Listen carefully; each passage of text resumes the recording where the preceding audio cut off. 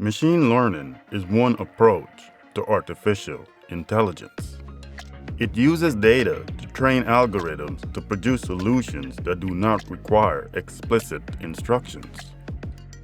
Today, machine learning is used in areas of facial recognition, autonomous driving, and recommendation engines used by the likes of YouTube and Netflix. Training is an important component in machine learning and will determine a model's overall purpose.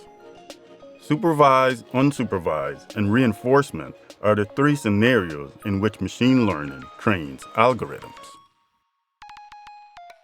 Supervised is probably the most straightforward form of training. The process uses labeled data. For example, an image of a cat with its label is fed to the model as part of the training.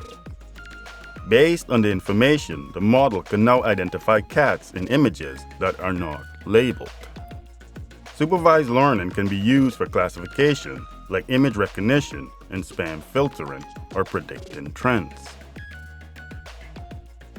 Unlike supervised learning, where there is a predicted output, unsupervised learning leaves the problem solving entirely up to the model. This process uses unlabeled data. For example, say the model is fed various images that are not labeled. Based on the characteristics of each image, the model can create groups without any external supervision or prior knowledge.